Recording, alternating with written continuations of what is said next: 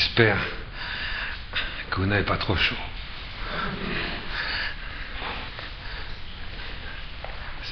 Si quelqu'un avait trop chaud, j'ai un petit réfrigérateur supplémentaire sur la rampe là. Il est gris là, vous voyez, si quelqu'un avait froid, il peut prendre une cape grise, là, très chaude. Nous méditons, nous soulevons, avec la grâce de Dieu, nous soulevons quelques voiles sur le livre de l'Apocalypse. Monsieur l'abbé, s'il vous plaît, je m'excuse. Vous pourriez parler un peu plus fort. Mais vous pouvez vous mettre devant si... Vous pouvez vous mettre devant. Mettez-vous devant. Je suis sourde d'une oreille, j'entends. C'est pas grave, mettez-vous devant, c'est bien. Mettez-vous devant, c'est pas un problème. Je m'excuse. Nous essayons de soulever un voile donc sur le livre de l'Apocalypse. Nous avons commencé samedi dernier, et puis c'est bien parce que comme on commence cet admirable exercice, qui est un exercice divin, c'est un exercice spirituel, on le commence dans les temps de l'Avent. C'est vrai, dans le temps où on se prépare à la venue du Seigneur, le Seigneur va se dévoiler sous nos yeux.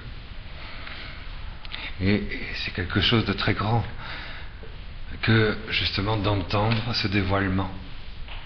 Le dévoilement du Seigneur ne se voit pas, il s'entend. C'est la parole de Dieu proclamée. Et il nous fait voir par sa présence ce dévoilement. Le Seigneur vient. Le Seigneur est venu. Et il faut qu'on puisse petit à petit ouvrir, voir tous ces dévoilements du Seigneur qui vient en nous. Il ne viendra pas, il vient. Il n'est pas venu, il vient. La venue du Seigneur, c'est la vie du chrétien. La vie du chrétien. Le chrétien ne cesse de respirer de cette venue du Seigneur. Et donc on soulève de l'intérieur de nous-mêmes ce voile, apocalypse, dévoilement de cette venue du Seigneur.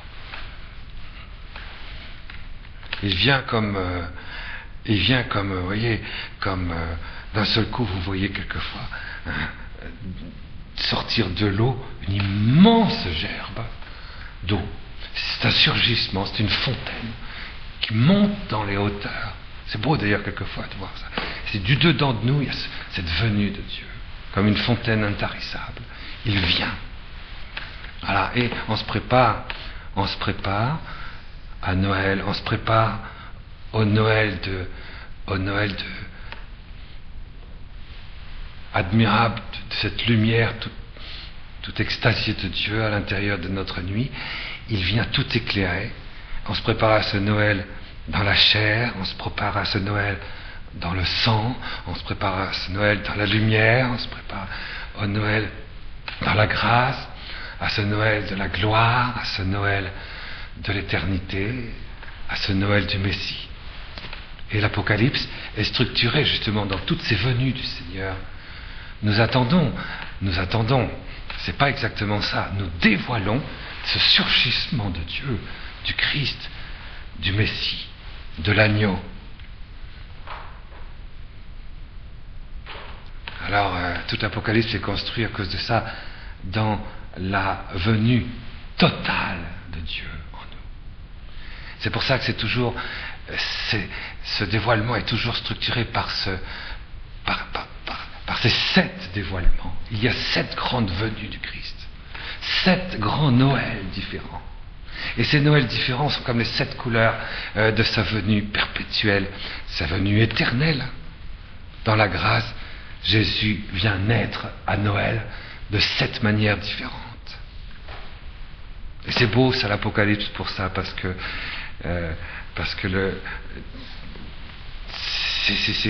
c'est extraordinaire. qui ne comprend pas que ce dévoilement fait pratiquement la signification du monde.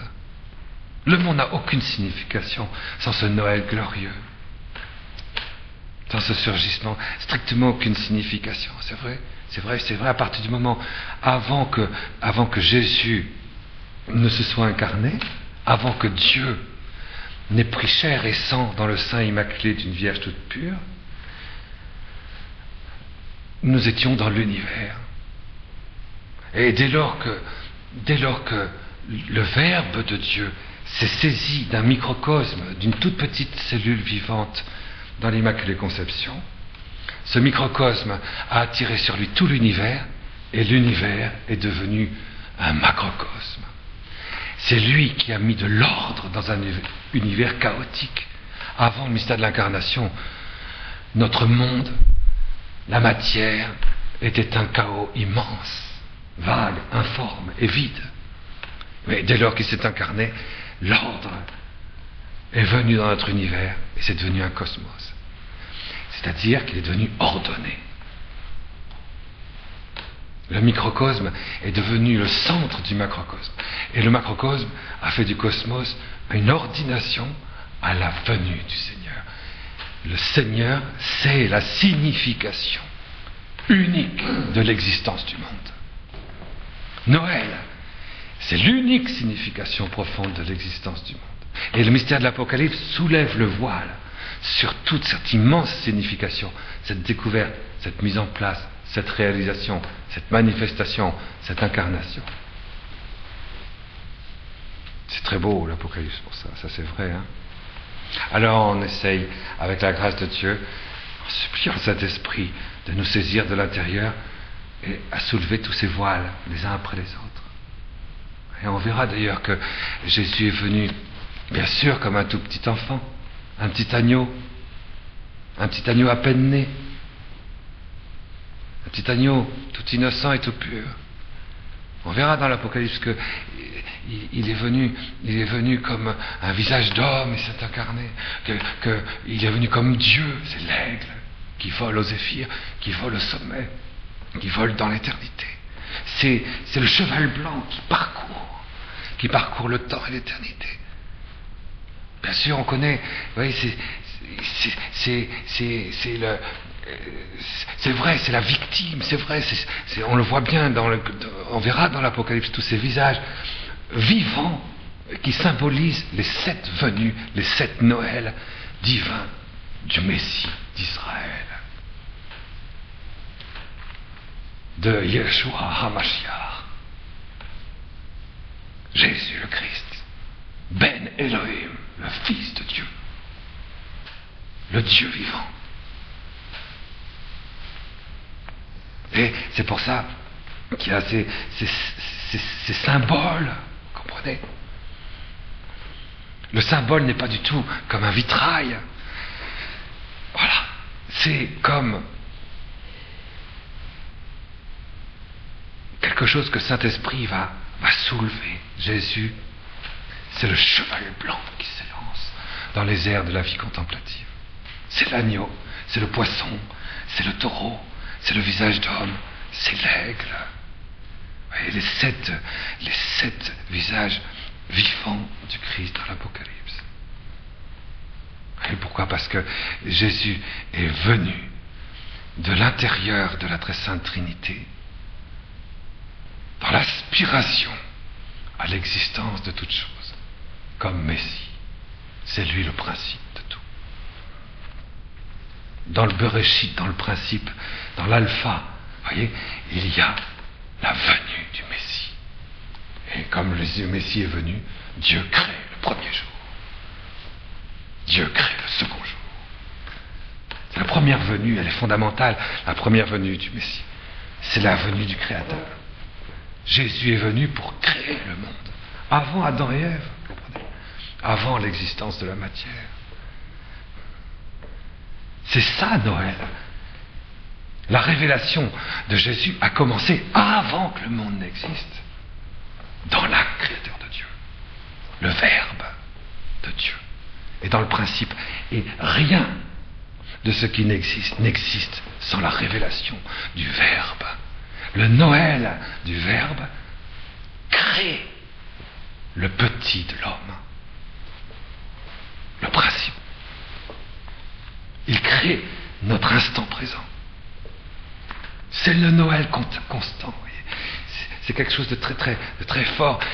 Et alors, du coup, comme Messie, il va naviguer dans les eaux du temps, torrentiellement comme un grand vivant. Il va donner la grâce, il va sauver les hommes de tous ceux dans quoi ils sont tombés, parce qu'ils ont été créés dans un chaos où les ténèbres ont pris pouvoir et puissance. C'est vrai, c'est le poisson. Il est venu comme ce grand, non seulement comme la source de tout, comme la révélation de la source de tout, mais il est venu comme rédempteur. Et c'est ça la grâce du Messie. C'est le poisson. C'est quelque chose d'extraordinaire. Comme agneau. Il est venu comme agneau. Il est venu pour donner la grâce. C'est magnifique. Voyez, on va voir tout ça dans l'Apocalypse. Tous ces Noëls du Seigneur. La crèche dans laquelle Noël apparaît. La nuit, toute bouleversée d'étoiles, toute scintillante et glorieuse. C'est notre corps spirituel. Le Noël du Seigneur dévoile en nous l'existence intime et intérieure de la signification glorieuse et éternelle de l'incarnation que nous sommes, de l'image de Dieu. Et l'Apocalypse, c'est pour soulever ce voile, c'est pour qu'on voit et qu'on comprenne, qu'on vive, qu'on découvre, qu'on soit illuminé, qu'on soit saisi par cette révélation. Le secret qui dévoile tous les secrets qui sont révélés par Dieu dans l'Écriture. Jésus vient. Jésus est là. Jésus vient. Et il a fallu, vous voyez, il a fallu que tous les signes, toute la création, toutes les prophéties, tous les écrits par lesquels la révélation s'est manifestée, se clôturent par le livre de l'Apocalypse. C'est ce que nous avons vu la dernière fois. Pourquoi il a fallu que ce soit la dernière révélation, en lançant après Jésus-Christ, par Yohanan ben Zebeda, le fils du tonnerre.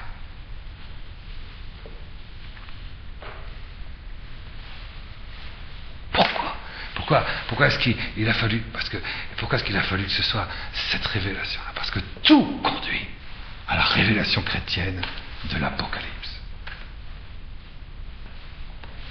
C'est pour ça que c'est si important pour nous de rentrer dans cette mendication, pour que nous rentrions dans la béatitude de l'Église, dans la béatitude du corps mystique de l'Église, dans la béatitude de la Jérusalem spirituelle, dans la béatitude du Christ, dans la béatitude vivante de Jésus entier, dans la béatitude de la Jérusalem glorieuse, dans la béatitude de la royauté. De la royauté du Christ, voyez. Alors c'est pour ça qu'on vit ça. Bon, c'est un petit rappel très rapide de ce qu'on avait dit la dernière fois. Maintenant, nous lisons l'Apocalypse et nous continuons notre lecture.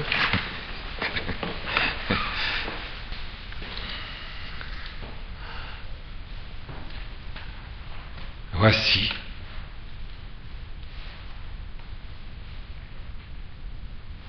il vient avec les nuées. Tout œil le verra, et ceux qui l'ont transpercé. Tout œil le verra. Tout œil, c'est-à-dire ceux qui l'ont transpercé. Toutes les tribus de la terre se lamentent sur lui. Oui, amen, moi, ego eimi, je suis, Eye, l'Aleph et le Taf, dit Yahweh Elohim. Je suis l'étant, l'été et le venant. Elohim Separot. C'est pas mal. Vous avez tout compris, ça. Ça qui est bien, c'est que quand on lit l'Apocalypse, on comprend absolument tout. Vous voyez, ça. Il n'y a plus de mystère dans l'Apocalypse, c'est ça qui est bien. Il suffit qu'on lise, c'est clair.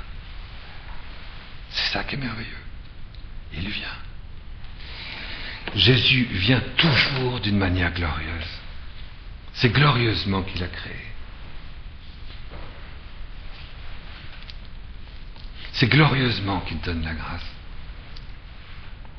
Quand Moïse voit Jésus dans le buisson ardent, c'est glorieusement qu'il parle. C'est glorieusement qu'il est conçu. C'est glorieusement qu'il naît. C'est glorieusement qu'il descend aux enfers. C'est glorieusement qu'il ressuscite.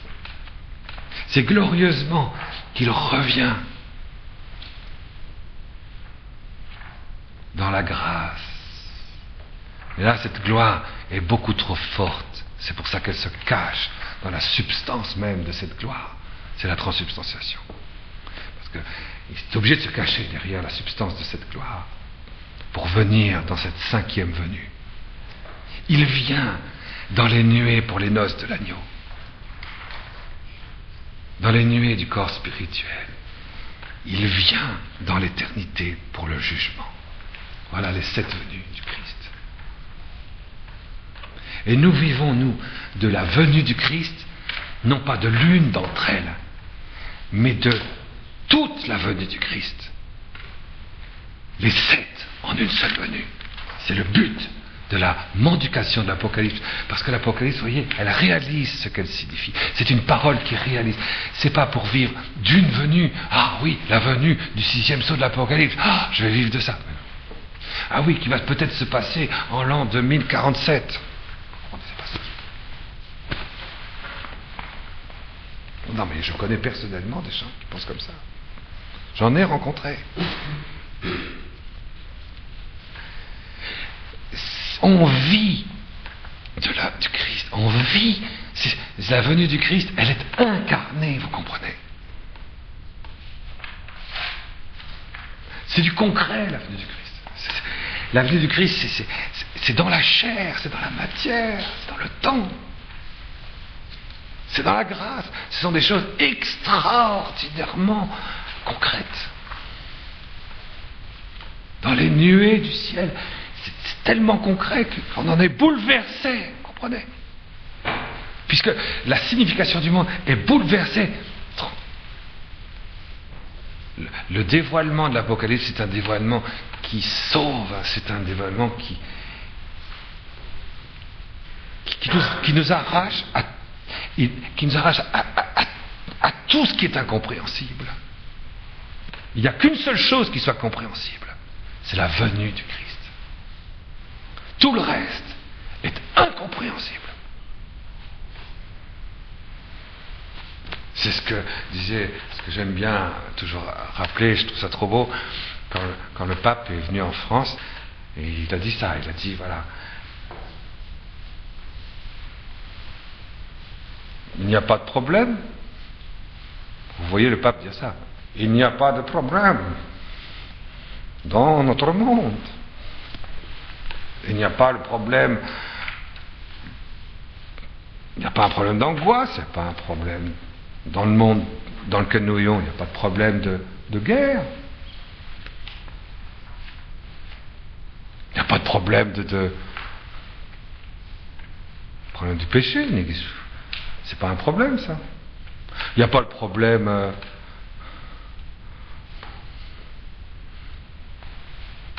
de l'athéisme. Il n'y a pas le problème. Tout ça, c'est des problèmes qui n'existent pas. Et il avait fait toute une liste, tous les problèmes que les gens se disent, voilà, c'est quand même un problème, quand même, hein, l'avortement, c'est un problème. Hein. Mais non, il n'y a pas de problème il n'y a pas le problème de. Il n'y a qu'un. il n'y a qu'un seul problème, c'est que dans le monde dans lequel nous sommes, Jésus vient et nous venons dans cette venue boire à cette venue pour donner la réponse de la foi. Dès lors qu'il y a la présence du Christ et que nous nous y engloutissons dans la réponse de la foi, en rentrant de l'intérieur dans toute la révélation qui s'incarne en nous, de l'intérieur, il n'y a plus de problème. Le seul problème dans le monde, c'est que l'homme ne donne pas la réponse de la foi. Il n'y a pas d'autre problème. Et c'est vrai. C'est vrai. C'est évident que c'est vrai ça. C'est pour ça. Je suis. L'Aleph et le Tav, l'alpha et l'oméga, dit Yehovah Elohim, celui qui est, qui était, qui vient, le Seigneur des armées. Il vient. C'est quand même extraordinaire, ça, n'est-ce pas? Et alors, Yohanan, en avant, vous, le lecteur, et les entendeurs des paroles de la Haggadah, de l'inspiration. Heureux, bienheureux, le lecteur et les entendeurs des paroles de l'inspiration, ceux qui gardent ce qui est écrit. Oui, le temps est proche. Voici, il vient avec les nuées. Yohanan, aux 7 églises, à l'église tout entière. Grâce et paix pour vous. De la part de celui qui est, qui était, qui vient. Des 7 souffles, des 7 esprits qui sont en vision de son trône. Et de Yeshua, le Messie, le témoin, le fidèle. Le premier-né d'entre les morts, le chef des rois de la terre, lui qui nous aime et qui nous a sauvés de nos fautes dans son sang et fait de nous un royaume et des servants pour Elohim, son Père, à lui la gloire et le pouvoir pour les siècles et des siècles. Amen. Voici, il vient. Moi, Yohanan, votre frère, en communion avec vous,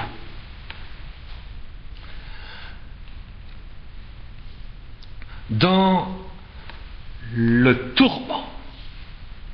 Moi, Yohanan, votre frère, en communion avec vous dans le tourment, dans le royaume, dans l'endurance, dans la constance en Yeshua. Je me suis trouvé dans l'île appelée Patmos à cause du verbe d'Elohim et du témoignage de Jésus, de Yeshua. Je me suis trouvé du dedans de l'esprit et de son souffle le jour du Seigneur. Et j'ai entendu derrière moi une grande voix comme celle d'un chauffard. Le chauffard, c'est les grandes eaux, cataractes. Disant: ce que tu vois, écris-le sur un volume, envoie-le à cette église, à Éphèse, à Smyrne, à Pergame, à Thyatire, à Sardes, à Philadelphie et à Laodicée. Je me suis retourné pour voir qui me parlait, pour voir la voix qui me parlait. Je me retournais, conversion, pour voir la voix qui me parlait.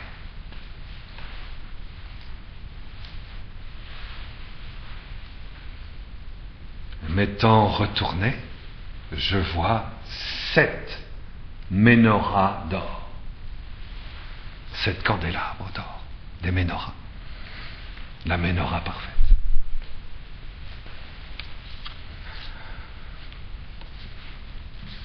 Que c'est beau. Oui, c'est beau ça. C'est ce que nous disions la dernière fois. Moi, Yohanan, en communion avec vous dans la lutte, dans la royauté et dans la constance.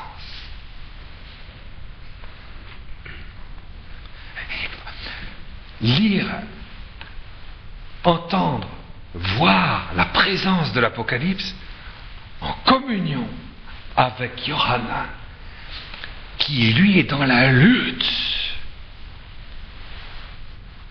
de l'agneau,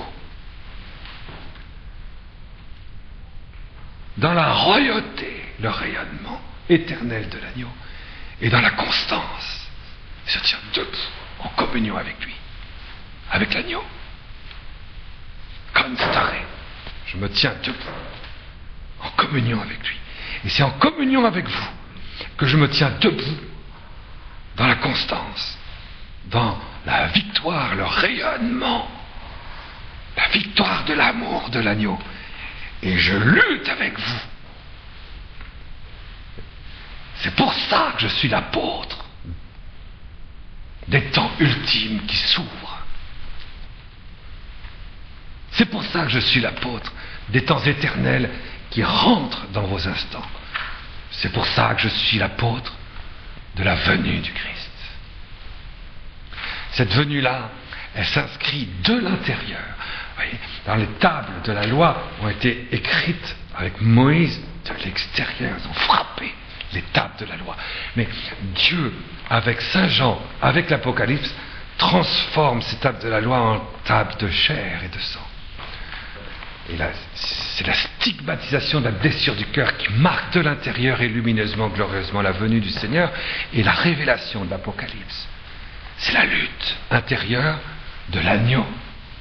Et vous voyez, Saint Jean, on ne peut pas rentrer dans l'Apocalypse si on n'est pas rentré dans ce secret qui est celui de l'apôtre de la Jérusalem catholique, de la Jérusalem totale, de la Jérusalem universelle, de la Jérusalem apostolique, de la Jérusalem apostolique royale, mariale.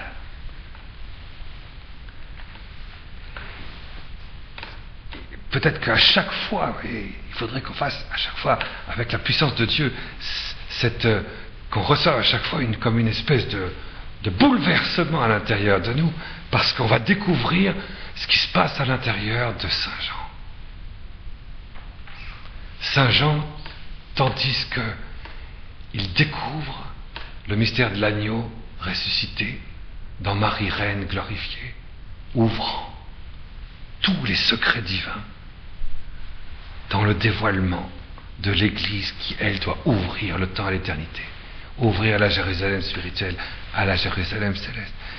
C'est une écriture qui désormais vient de l'intérieur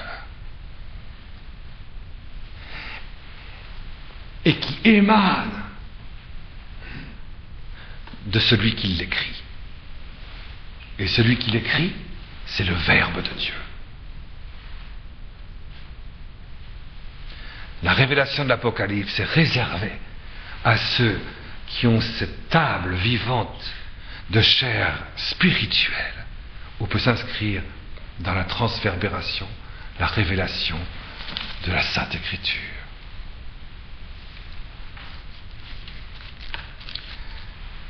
Ce secret-là a été donné à Saint Jean.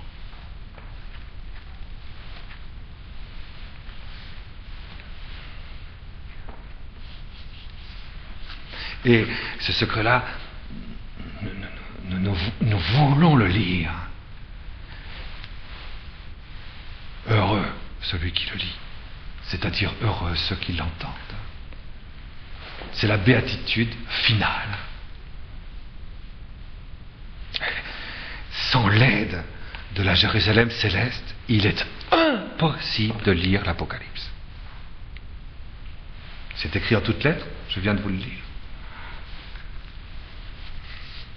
Donc vous pouvez prendre tous les secrets, les clés ésotériques, symboliques.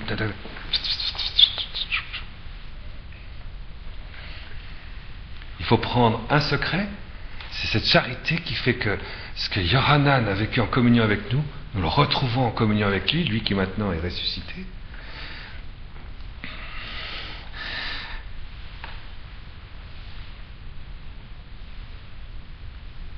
Et nous allons voir s'inscrire en nous l'Apocalypse de l'intérieur.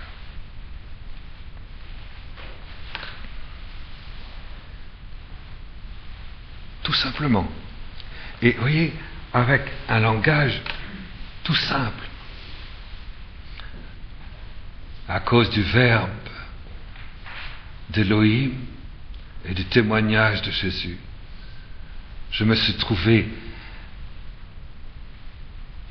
dedans l'Esprit, à l'intérieur de l'Esprit Saint, emporté du dedans, dans l'intérieur du Saint-Esprit, le jour du Seigneur. C'est le jour du Seigneur. L'instant dans notre monde où l'éternité de Dieu lui appartient. Le jour du Seigneur. Saint Jean vient de célébrer la messe. Saint Jean vient de célébrer la messe. Ça fait 40 ans que Marie est partie dans l'Assomption. 40 ans qu'il a vécu de la transverbération du cœur, du corps, de l'âme, de l'esprit, en réalisant une seule chair mystiquement, surnaturellement, divinement, avec l'Immaculée Conception, médiatrice de toutes les grâces, corrédentrice du monde, aux portes du dévoilement de l'Assomption et de la royauté glorieuse de la chair et du sang. Puis il a traversé ce désert des 40 ans, ce que nous disions, vous voyez, il faut refaire ce passage à chaque fois avec lui. C'est 40 ans qu'il a fait, parce que sa chair sacerdotale, royale, a transformé de l'intérieur de manière mariale l'Immaculée Conception, a engendré dans sa communion dans la lutte avec lui, dans sa communion dans la royauté, dans sa communion dans la constance, a transformé de l'intérieur le cœur, le corps, la chair, le sang, les yeux, tout, dans l'apôtre de l'Apocalypse. Et elle a été happée et assumée dans l'humanité intégrale de la résurrection. Alors, il traverse, il continue à chaque Eucharistie, à chaque oraison, continuellement à faire cette grande traversée du désert, 40 ans, jusqu'à rentrer dans la terre promise de l'Apocalypse. Vous voyez le chemin qu'il a fait et que nous faisons avec lui avant de lire, avant d'entendre, ensemble, dans un esprit de communion à la grâce mariale de la révélation du ciel, pour que la terre puisse ouvrir le ciel.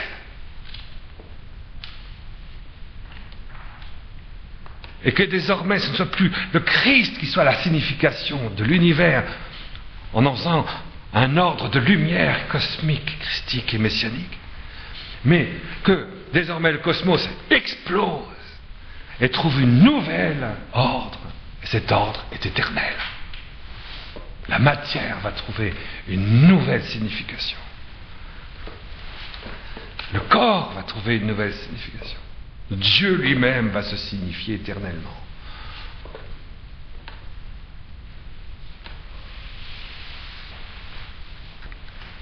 vraiment extraordinaire. Alors, le jour du Seigneur, il vient de célébrer la messe au bout de ses 40 ans de traversée du désert marial et glorieux. Avec cette extraordinaire affinité avec elle.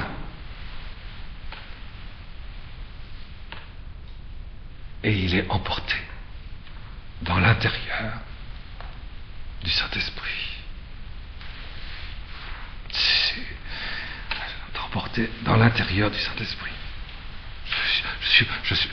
Il tombe le vol de l'Esprit de Saint Jean. Saint Jean, c'est-à-dire celui que Jésus, glorieux, crucifié, agneau de Dieu, cheval blanc, aigle, vivant. Plénitude glorieuse de Dieu dans l'humanité ressuscitée et intégrale, dans son unité sponsale avec Marie, manifestation de l'épouse, c'est-à-dire du Verbe de Dieu, dans le sein du Père, dans le souffle du Saint-Esprit. C'est là-dedans qu'est englouti Saint Jean, parce qu'il a été à la messe, le jour du Seigneur.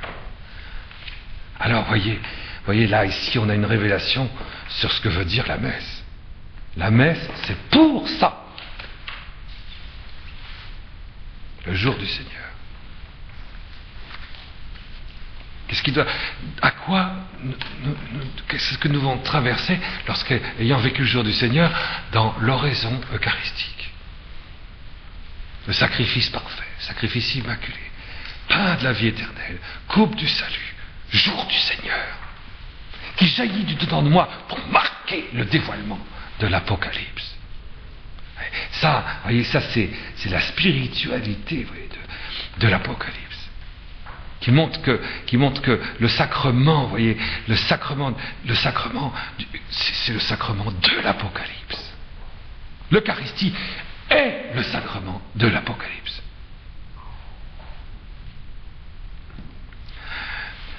Je serais très triste si je rencontrais un jour un chrétien qui n'a pas compris ça. Très triste. La messe, c'est le sacrement de l'Apocalypse. Quelque chose doit s'inscrire. Vous voyez? C'est ce qui est marqué là. Alors, tandis que j'étais englouti du dedans dans le souffle, dans l'esprit, au jour du Seigneur, j'ai entendu. Emporté. C'est extraordinaire. Ayant communié, vous voyez, regardez comme c'est simple. Ayant communié, vous faites la traversée. Et à un moment donné, vous êtes là où se trouve Jésus, Marie, Jérusalem glorieuse, qui eux-mêmes sont engloutis de l'intérieur, dans l'intérieur de l'Esprit Saint. Glorieux. Et là, une fois que vous êtes là, vous-même, portez du dedans, dans l'intérieur de l'Esprit Saint, dans l'instant du dévoilement de la venue du Seigneur, dans le Noël éternel du Seigneur, une fois que vous êtes là, vous allez pouvoir entendre la voix qui vous parle. Vous allez pouvoir vous convertir, vous retourner, pour voir ce que vous entendez dans l'Esprit Saint, dans la voix tonitruante de l'unité de l'époux et de l'épouse, dans la chair glorieuse de la Jérusalem céleste. Lire l'Apocalypse sans Marie, c'est pas la peine, hein?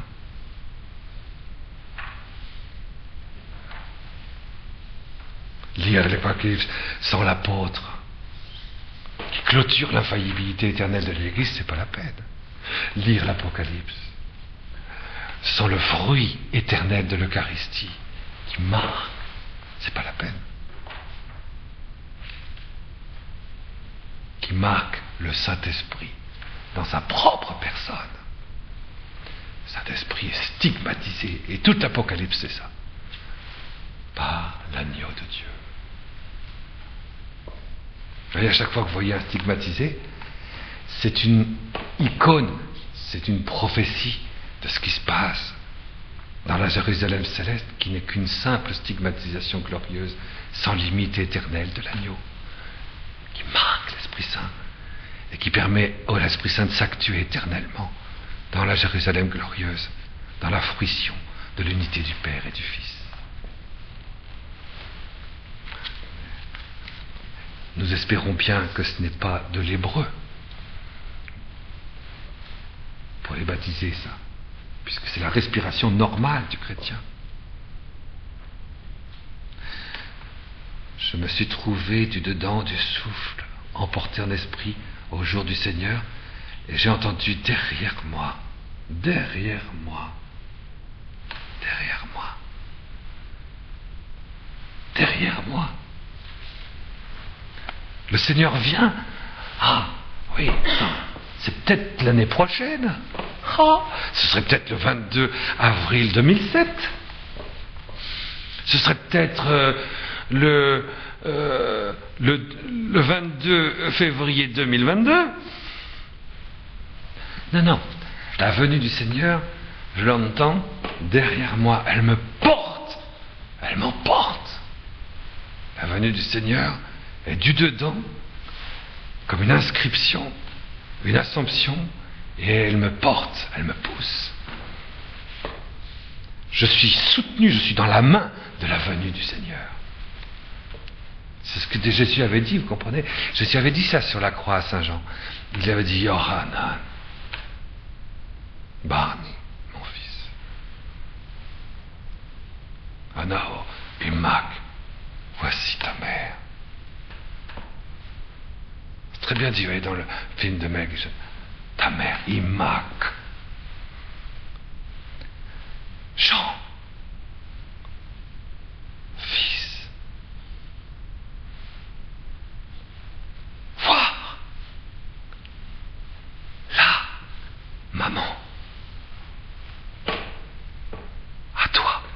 Elle est pour toi. Ima, c'est maman. Et Imak, c'est maman. Vois maman. Tout à toi. Avec le coffre qui termine. Imak. Et nous, on traduit ta mère, non. Vois ma maman, vois maman. Elle est à toi. Le coffre, vous voyez, c'est une lettre extraordinaire en hébreu. Hein. C'est une lettre extraordinaire, ça veut dire le creux de la main. Ma maman est dans le creux. Elle est tout à toi, de ta main. Elle est au creux de ton acte intérieur. Elle est au creux de ta vie intérieure. Elle est au creux du jour du Seigneur que tu vis. Elle est au creux. Et alors Yohanan, à partir de cet instant-là, l'a reçu du dedans de lui. Jésus crucifié, qui a mis Saint Jean là, voyez, dans la venue du Seigneur, dans la venue éternelle du Seigneur, de la transverbération de Marie, qui du coup est tout entière dans l'acte apostolique de celui que Jésus chérit, que Dieu aime, que Dieu caresse de l'intérieur de son corps, parce que Yohanan, ça veut dire ça, ça veut dire Dieu a trouvé quelqu'un dans la grâce, et dans la grâce, en sa complétude, il le chérit, il le caresse, il loin, il le transforme de l'intérieur de ce qui est à l'intérieur de son corps, de sa chair, de son sang. C'est de l'intérieur, on est porté, vous voyez, par derrière. On est dans la main. Imak, voici ta mère.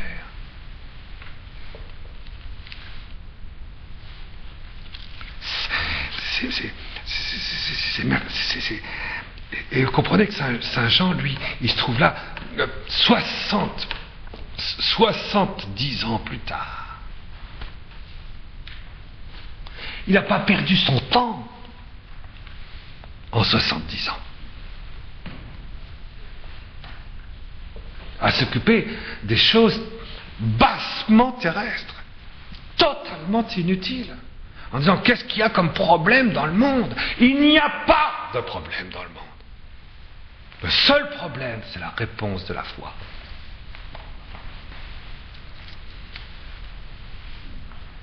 Pour moi, j'ai été au pied de Jésus crucifié. Je suis dans le creux de ma main, Jésus a mis la co-rédemptrice, la médiatrice, la reine du ciel. La Jérusalem céleste de l'intérieur est mon acte. Et j'en vis. Et je traverse le désert dans la lutte. C'est le royaume. Et c'est la constance de ma communion profonde avec ce que je suis, qui a commencé avec cette clé, qui me permet de dévoiler les mystères de la révélation et de dévoiler les secrets qui dévoilent les secrets intimes cachés dans toute révélation. Désormais, les révélations privées ne m'intéressent plus.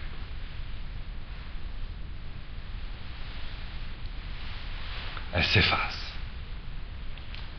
Je me retourne et je vois la parole, la voix que j'ai entendue.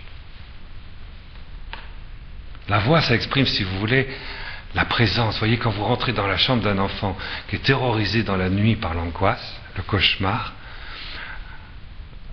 la maman rentre dans la chambre, elle dit « Qu'est-ce qu'il y a, mon tout petit? Qu'est-ce qu'il y a? Je suis là. » Et la voix suffit. La voix de la mère, la voix du père suffit. Elle dit « Ça y est, elle est présente. » Il fait nuit, mais la voix, et par la voix, vous êtes présent. Vous donnez la voix, ça rentre par l'oreille, et du coup, la présence de la maman est dans le cœur de l'enfant, la présence du père est dans l'intérieur de l'enfant, et chasse l'angoisse, chasse la peur. La voix, c'est la présence. Et quand je vois la présence, ça veut dire que ce que j'ai entendu dans cette présence, j'en perçois le secret et je la vois.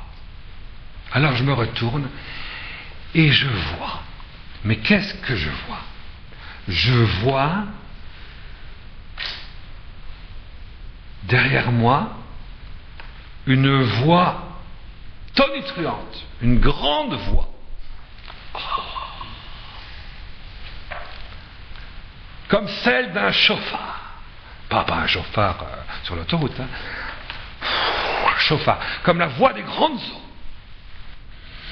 Comme la voix d'une trompette. La voix d'un chauffard. Vous avez déjà vu ça sur ces espèces d'instruments. La voix d'un chauffard. S-H-O-P-H-A-R.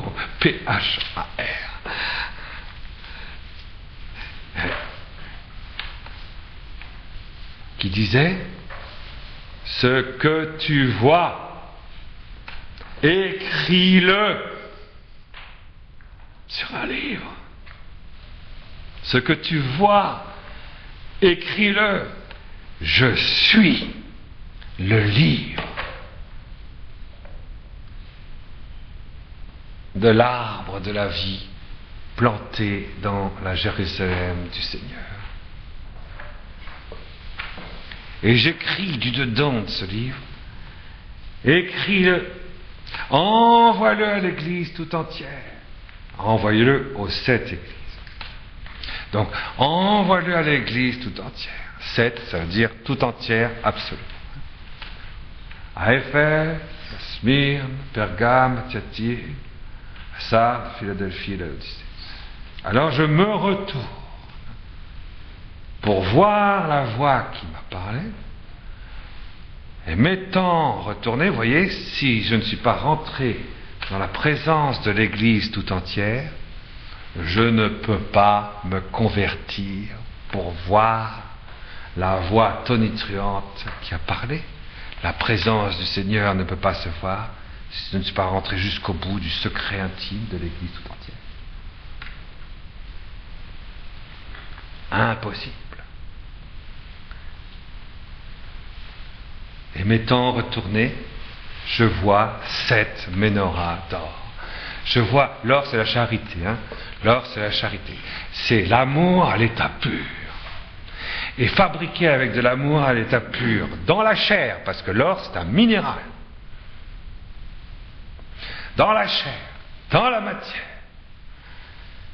Fabriqué avec de l'amour à l'état pur, dans la matière, dans la chair, à l'état pur.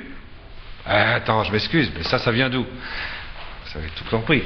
Ça vient forcément des 7 résurrections de l'humanité au ciel, qui donnent l'amour à l'état pur, dans la chair et le sang glorifié, fabriqué avec le corps spirituel glorieux, qui ruisselle d'amour dans la chair du corps spirituel qui émane de lui. Il y a la fabrication des 7 menorahs d'or. Des 7 menorahs d'or. Vous savez, une menorah, vous voyez, c'est une espèce de grand chandelier à 7 branches. Je vis 7 menorahs d'or. 7 fois 7. 7 menorahs, 7 chandeliers à 7 branches fabriquées. C'est-à-dire, le chandelier, la menorah, à l'état pur, 7. En une seule branche, puisqu'il y a 7 branches dans une menorah, c'est-à-dire qu'il y a une seule race humaine. Il n'y a personne qui n'appartienne pas à l'Église. Par nature, par substance, par chair, par sang, par grâce, par prédestination et par inscription dans l'arbre de la vie et dans le livre de la vie. Et c'est ça l'Église. L'Église, c'est moi. C'est Yohanan. C'est celui qui est en communion avec le corps mystique de l'humanité tout entière, glorifié et recréé avec l'or qui ruisselle. Cette fécondité dans la matière, dans le corps vivant, dans le corps spirituel. Et tout de suite, voyez, vous avez ça. C'est quand même quelque chose d'extraordinaire. Et au milieu des lampes, je vois, et puis 7 menorahs d'or, et au milieu des menorahs,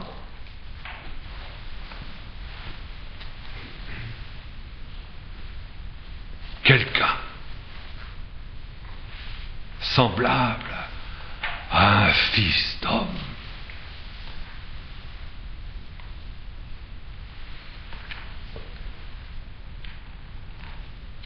Je vis 7 menorahs d'or, caille, c'est-à-dire quelqu'un semblable à un fils d'homme. L'Église, c'est quelqu'un en similitude substantielle avec le Fils de l'homme. L'Église, c'est l'apparition du Fils de l'homme. L'Église, la menorah d'or, c'est le Messie dans son accomplissement. Et ça, je le vois, j'entends, je me tourne, je le vois. Et donc, il va y avoir la lettre à l'Église tout entière, à cette Église dans son accomplissement. Il va falloir que j'y rentre. Rentrer dans la substance. Faut pas rentrer dans les... Vous savez, faut pas rentrer dans les accidents de l'Église. Si vous rentrez dans les accidents de l'Église, c'est qu'il y a un problème. Ouais. Pas rentrer dans les accidents de l'Église. Il faut entrer dans la grâce de l'Église, dans la substance de l'Église, dans la lumière de l'Église, dans l'immaculation de l'Église. Dans l'Église tout entière, vous comprenez bien, c'est le Fils de l'homme. Le Fils de l'homme ne se manifeste pas en dehors de cette plénitude de son corps mystique vivant, la menorah d'or. Donc je vis 7 menorahs d'or, et au milieu d'elle, c'est-à-dire au milieu d'elle, comme un fils d'homme. Et alors attention, là, cette fois-ci, et c'est extraordinaire, ça, si un jour vous vous embêtez pendant l'oraison, vous prenez ce passage de l'Apocalypse. Là, vous vous embêtez pas, je suis sûr que votre oraison, au lieu de durer seulement 20 minutes, elle va durer au moins 5 heures. De suite. Forcément. Vous voyez ? Au milieu des lampes, des menorahs, quelqu'un semblable à un fils d'homme.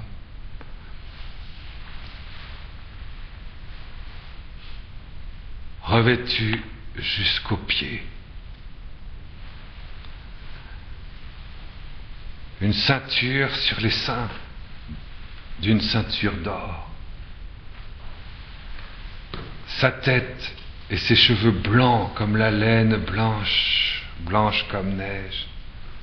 Ses yeux comme une flamme de feu.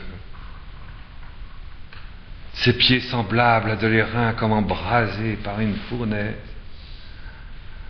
sa voix comme la voix des eaux innombrables, avec dans sa droite, sa main droite, 7 étoiles.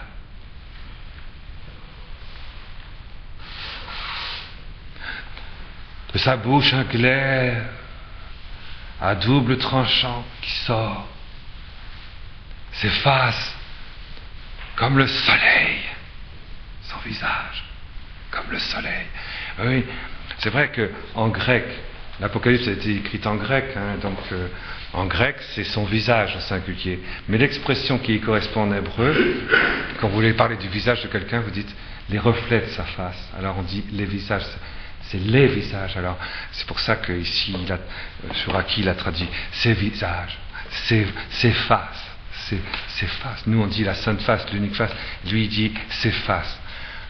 Ses multifacettes, si vous voulez. Bon, faut prendre le texte grec, je préfère, son visage. C'est mieux. Parce que l'Apocalypse a été donné par Dieu en grec.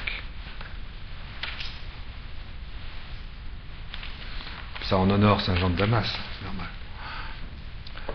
Donc sa face.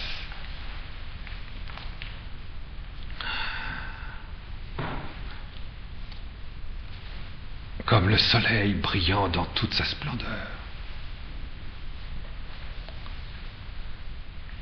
Oui, les 7 manifestations du corps mystique vivant accompli du Seigneur.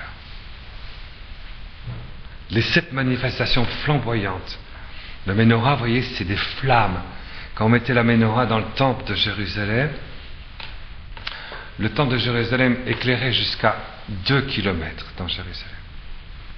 C'est des menorahs immenses qui enflammaient, et de l'huile d'olive qui sans arrêt alimentaient ces flammes de la menorah à 7 branches dans le temple de Jérusalem. C'était destiné à faire ça, voyez, c'était juste allumé, juste exceptionnellement pour les fêtes de la lumière. Normalement, on n'allume pas la menorah tant que le Messie n'est pas présent, mais dans le temple, au jour de la fête de la lumière, il y a le surgissement du Messie. En attendant qu'il vienne dans ces 7 venues, alors il y avait la menorah.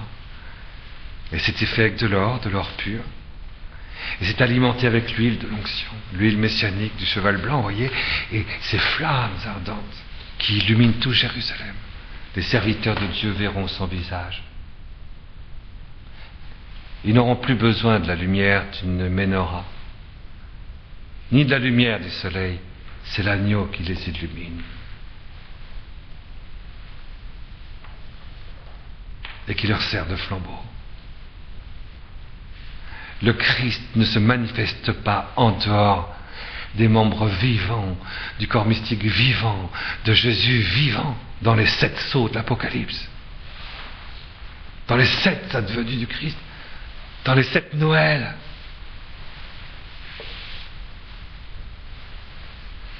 Il n'y a pas que le Noël du temps, celui qu'on va fêter, c'est le Noël du temps. Mais il y a aussi le Noël de l'espace, puisque quand Jésus viendra dans tous les espaces pour les noces de l'agneau, il y a aussi le Noël de la grâce, le Noël de la gloire, le Noël spirituel, le Noël mystique et le Noël éternel. De même qu'il y a 7 venues. Et là, vous voyez, il y a 7 menorahs et il y a 7 visages glorieux de la venue du Christ. 7 visages, regardez bien, c'est beau ça. Ça, vous voyez, c'est quelque chose presque, à la limite, il faudrait presque le savoir par cœur. Autant que le credo, vous voyez ça. M'étant retourné au milieu des lampes comme un fils d'homme. Il était vêtu jusqu'aux pieds, ceint sur les seins d'une ceinture d'or. Sa tête et ses cheveux blancs comme la laine, blanche comme la neige. Ses yeux, une flamme ardente, une flamme flamboyante. Ses pieds semblables à de l'airain comme embrasés dans une fournaise. Sa voix comme la voix des eaux multiples. Dans sa main droite 7 étoiles. De sa bouche une épée à double tranchant qui sort. son visage comme le soleil brillant dans toute sa splendeur. Ouais. Cet emportement du Christ glorifié, Marie est dedans, hein. La Jérusalem céleste est dedans, lui. Et ce qui resplendit, c'est sa manifestation. C'est donc Jérusalem, c'est l'épouse. Et on verra à quel point c'est important de dire c'est l'épouse, Jérusalem céleste, Jérusalem glorieuse, résurrection, c'est l'épouse du Père, de la première personne de la très sainte Trinité.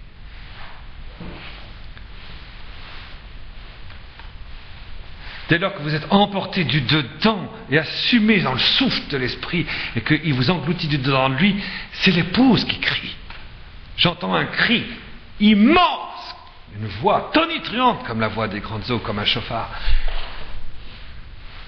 C'est dans le temple, c'est-à-dire dans le corps du Christ, que j'entends cette voix. Je me retourne, je me convertis, et vous voyez, c'est quand même quelque chose de très très fort, ça. C'est l'épouse, c'est l'épouse. L'épouse, vous le savez bien, c'est la deuxième personne de la très sainte Trinité. L'épouse, c'est la deuxième personne de la très sainte Trinité. Parce que Dieu aime. Et quand Dieu aime, il aime. Et quand Dieu est aimé, il est aimé par Dieu. L'amour, c'est pas seulement d'aimer, c'est aussi de recevoir l'amour dans toute sa profondeur. C'est l'épouse qui fait ça.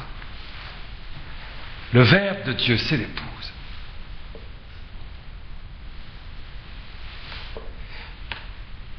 Donc quand Jésus est ressuscité d'entre les morts, vous comprenez, tant que Marie, ça c'est important ça, hein, tant que Marie, qui est la femme, n'est pas assumée dans la résurrection, le visage féminin de l'épouse n'est pas encore présent dans l'humanité glorieuse du Christ.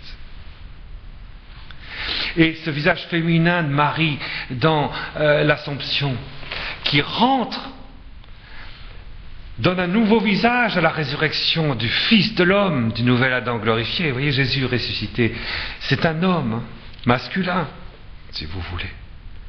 Mais tant qu'il n'y a pas l'Assomption, la résurrection n'est pas complète. C'est pas les 7 menorahs d'or.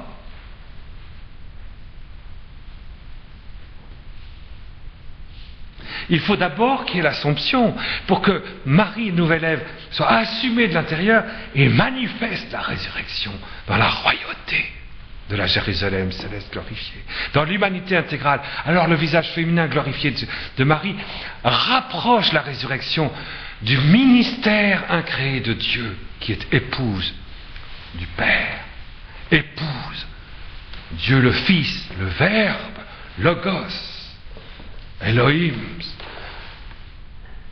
Le Verbe de Dieu, c'est l'épouse. Et donc Marie va engendrer en nous, dans la constance, la lutte et le royaume,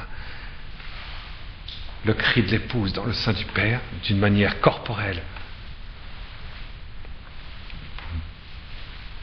incarnée, temporelle, par la grâce, par la transformation, et tout le cosmos avec elle. Vous voyez bien que sans Marie reine, il n'y a pas d'apparition du Christ dans ces 7 venues. Même à l'intérieur de Dieu, éternellement, la création ne peut se présenter devant le visage du Père que comme épouse.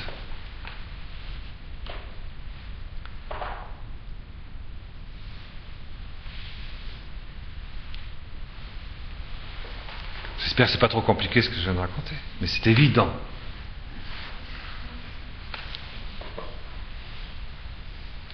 Alors, regardez bien, l'épouse, le Verbe de Dieu, est semblable à un fils d'homme.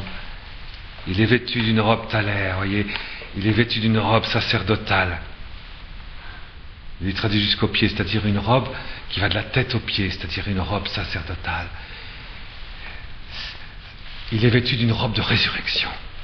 C'est extraordinaire que le Fils de l'homme soit revêtu d'une robe talaire jusqu'aux pieds de résurrection.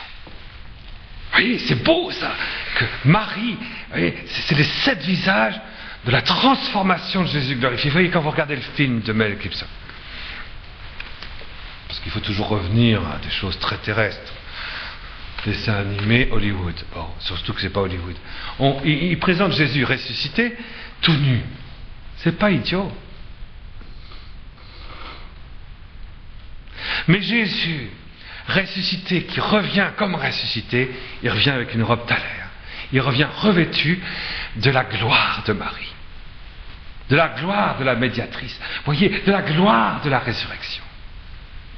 Et vous voyez, ces 7 revêtements qui donnent à Jésus la gloire de l'épouse dans la chair du Fils de l'homme sont inscrits ici. Il n'y a que Saint Jean qui peut voir ça. Personne d'autre ne peut voir ça. Luther ne peut pas voir ça. Tu ne peux pas protester contre Dieu et voir ça. C'est pas possible. La synagogue ne peut pas voir ça, parce qu'elle ne rentre pas dans la 3e venue du Christ, ni dans la 4e, ni dans la 5e, ni dans la 6e, ni dans la 7e. L'Église, oui. L'Église de la fin. L'Église de la fin. L'Église des 7 sceaux, pas l'Église du 1er sceau, ou du 6e sceau, ou du 5e sceau. L'Église des 7 sceaux de l'Apocalypse. L'Église mariale. Une robe d'alaire. Vous voyez, Jésus n'est pas nu, parce que la nudité, vous voyez, ce que dit Jésus aux Esséniens, aux Sadducéens, il dit, mais au ciel, il n'y a plus ni homme ni femme. Il y a ce qui émane de l'unité des deux. Et ce qui émane de l'unité des deux, c'est la gloire de l'épouse, la gloire du Verbe de Dieu. Alors le Verbe de Dieu est soufflé, est introduit, et c'est une révélation du dedans de l'Esprit Saint, de l'unité de l'époux et de l'épouse, dans le sein du Père, celui qui est, qui était et qui vient. Le Père, le Fils, le Saint-Esprit.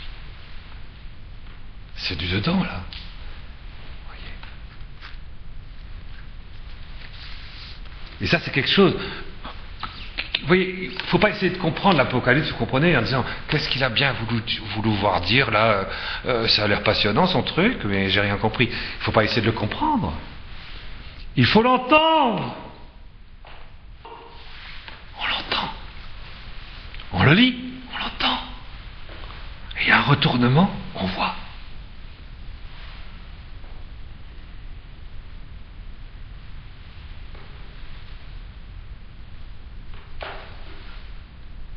On ne va pas s'accrocher à des trucs extérieurs d'une église triomphante. L'église triomphante, c'est l'Apocalypse. Donc il faut dégager de l'église triomphante, terrestre, vous comprenez? Il faut rentrer dans l'église triomphante, le triomphe de l'épouse.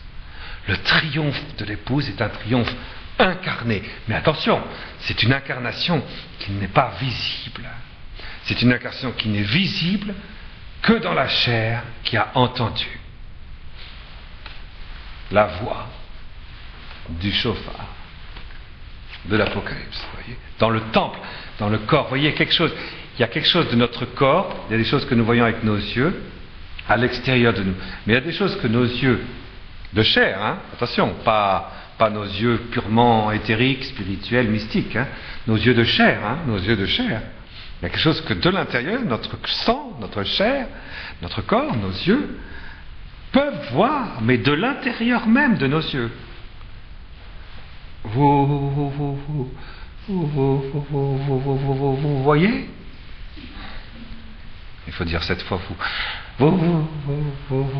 Vous comprenez?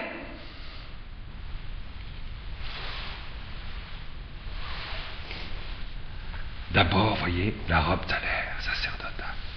C'est extraordinaire, ça, quand même. Ça, c'est une des révélations, par exemple, de Vatican II. On n'a jamais entendu ça que dans Vatican II. Hein, que le sacerdoce royal, il est marial. Que le sacerdoce royal, le vrai sacerdoce chrétien, il est royal. Ça, c'est Marthe Robin, vous voyez, qui avait mis le doigt là-dessus. Le vrai sacerdoce catholique, chrétien, mystique, spirituel et incarné, il est royal. On ne méprise pas du tout le sacerdoce des esclaves, des prêtres, des évêques, etc. On ne le méprise pas. On ne le méprise pas. On ne méprise pas du tout Saint Jean. Saint Jean ne méprise pas son sacerdoce. Mais ce qui intéresse Saint Jean, c'est ce sacerdoce royal marial.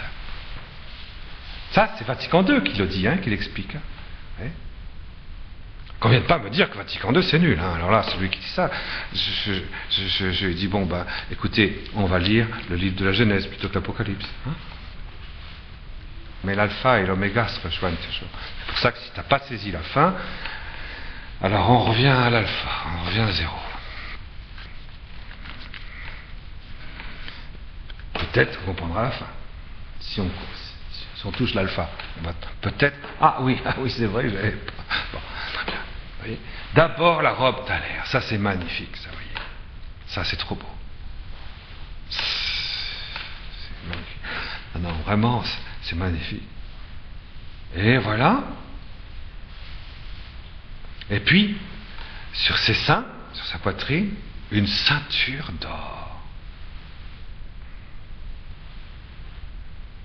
La virginité de la femme. La ceinture sur les seins, vous voyez, la ceinture sur les reins, sur les seins, ça représente la chasteté, la virginité. Marie a connu 5 virginités. Comme Immaculée Conception, elle est virginale dans sa conception. Elle est virginale dans sa naissance. Elle est virginale dans toute sa vie. Elle a connu une nouvelle virginité qui est exprimée par le mystère de la transfiguration. C'est la 3e virginité. Cette nouvelle virginité qui lui permet d'être corédemptrice. Dans la transverbération, elle connaît une nouvelle virginité qui vient directement du verbe de l'épouse dans la transverbération de son cœur, le clerc. Et enfin, elle est vierge dans la Jérusalem céleste. Elle a la virginité éternelle de Dieu dans la chair. C'est extraordinaire, cette ceinture d'or, fabriquée avec de l'or. Cette ceinture fabriquée, c'est cette 5e virginité de Marie. Ça, vous voyez, il faudrait peut-être faire un jour un an entier uniquement là-dessus, sur la ceinture d'or, pour rentrer dans chacune des virginités divines de Marie. Divines et incarnées, bien sûr, de Marie. Parce que si ces virginités nous ont été révélées, c'est qu'elles sont pour nous. Et Mac, voici ta mère. C'est dans mon acte intérieur que cette virginité apparaît, m'appartient, c'est ma virginité chrétienne qui est là.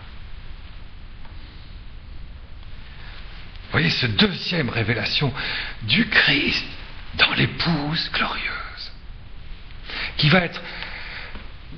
Vous voyez, Jésus sans Marie, Jésus sans cette virginité, Jésus sans la Jérusalem céleste tout entière, qui est une reproduction mariale inépuisablement, incalculablement reproduite, vous voyez, en extension et en compréhension, et continuellement dans l'éternité. Sans elle, la résurrection du Christ n'a aucune signification. Parce que du coup, le Verbe de Dieu ne peut pas se saisir de sa résurrection pour aller dans le sein du Père et produire l'au-delà de la gloire de la résurrection dans la très sainte Trinité. Et on verra que l'Apocalypse, tout le problème, justement, de l'Apocalypse, c'est ça. C'est comment le Christ, le Verbe de Dieu, est obligé de se saisir de sa création pour aller au-delà de la résurrection par les portes de l'agneau immolé dans l'assomption éternelle de l'aspiration glorieuse de la très sainte Trinité. C'est ça le problème de l'Apocalypse. C'est ça, cette tension intérieure du ciel. Cette attention que nous voyons dans l'Apocalypse. Nous l'entendons d'abord, on se convertit et on le voit, on le comprend.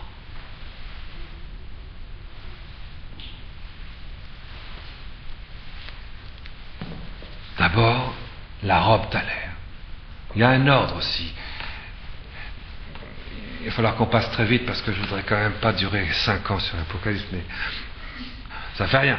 Disons, on fait la table des matières très rapidement, vous voyez, on passe très rapidement pour faire la table des matières. Hein. Bon, alors c'est ce qu'on fait depuis la dernière fois. Puis la prochaine fois, on continuera à lire la table des matières.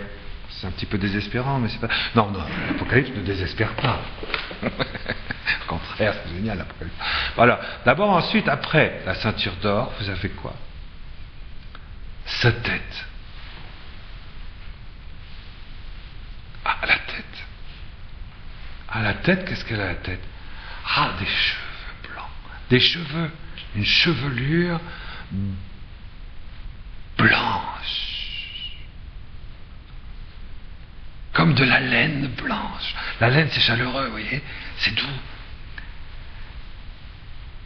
Et c'est blanc, immaculé, vous voyez, comme la neige, donc resplendissant en même temps. C'est chaleureux, et en même temps, c'est resplendissant, c'est comme une mer de cristal, blanche, immaculée, vous voyez, on voit bien, c'est marial, ça. C'est quoi, les cheveux? C'est quoi, sur le visage du Christ? Il y a quelque chose que, dans la résurrection du Seigneur, il faut cette chevelure dans la résurrection. Il faut cette chevelure qui fait... La chevelure, ça représente ce qui sort de la tête, ce qui sort de la tête. L'épouse sort de l'époux. La tête, c'est le Christ. Et ce qui sort de l'époux, c'est l'épouse. Regardez, ce qui sort du côté d'Adam, c'est Ève. Ce qui sort de la tête, et la tête, c'est le Christ, c'est l'épouse. Ce qui sort de la tête, c'est la contemplation. Mais une contemplation glorieuse. La contemplation du Christ n'a pas la gloire de la Jérusalem céleste.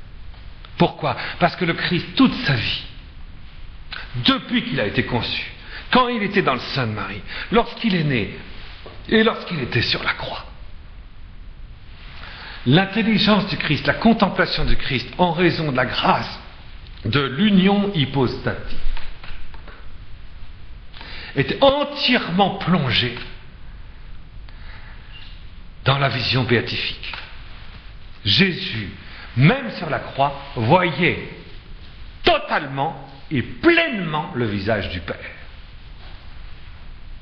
Et donc, Jésus crucifié, dans son intelligence humaine créée, n'a pas pu obtenir la gloire acquise à la foi. Parce que nous voyons le Père sans le voir par la foi.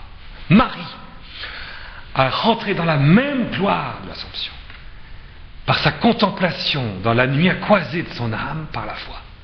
Et voilà pourquoi ce qui est sorti du Christ ressuscité, c'est la contemplation. Voilà le secret de ce qui s'est passé dans ces 22 ans entre Marie et Yohanan Bar Zebeda. Cette contemplation mutuelle, sacerdotale, royale, qui par la foi a fait sortir de Marie un degré de gloire en affinité avec la contemplation dans la lumière de gloire du Christ. Vous voyez, elle a mérité la gloire du chef de l'Église, que Jésus ne pouvait pas mériter, parce que Jésus n'a pas eu la foi. Il n'a jamais été plongé dans l'obscurité la nuit de la foi. Jamais. Il est Dieu, né de Dieu. Il était dans l'union hypostatique. Et la grâce d'union hypostatique fait qu'il n'a jamais eu à lutter comme nous dans la lutte de la foi.